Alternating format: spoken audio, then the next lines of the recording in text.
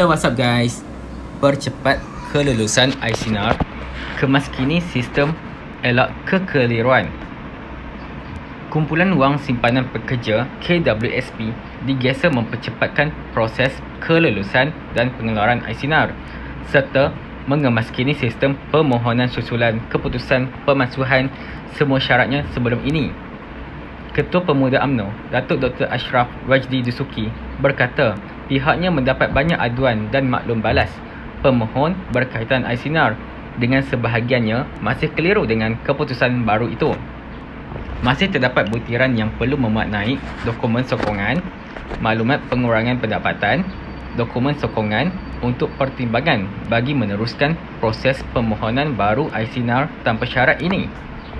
KWSP perlu mempercepatkan kemaskini sistem permohonan iSINAR dengan memasukkan butiran dokumen sokongan ini. Ternyata rakyat masih keliru sama ada syarat pengeluaran iSINAR sudah dimasuk atau belum, katanya dalam kenyataan di Facebook beliau hari ini. Beliau berkata, tarikh kelulusan permohonan pada 8 Mac juga menimbulkan kekecewaan pemohon memandangkan mereka yang dalam kategori 2 sudah memohon sejak 11 Januari yang lalu.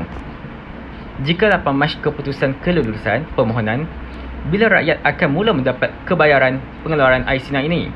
Adakah akan mengambil masa selama sebulan lagi? Dan ini tidak termasuk proses rayuan permohonan lagi.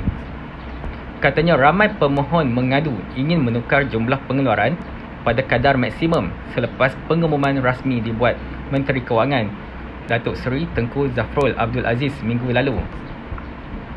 Bagi yang sudah mendapat pembayaran interim kali pertama, mereka tidak boleh menukar jumlah pengeluaran iSINAR secara dalam talian.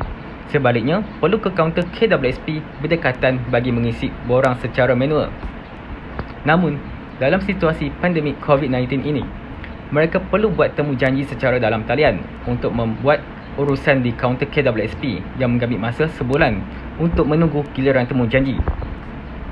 Ramai dalam kalangan mereka mengadu mengalami tekanan hidup hingga terpaksa berhutang untuk meneruskan kelangsungan hidup dan perlu sejumlah wang yang boleh menanggung kehidupan harian keluarga.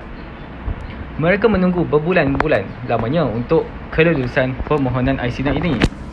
Berilah mereka pilihan untuk mengeluarkan RM10,000 secara one-off untuk meneruskan kelangsungan hidup dengan wang mereka sendiri. Katanya memaklumkan menerima tidak kurang 400 hingga 500 aduan sehari berkaitan isu iSINAR.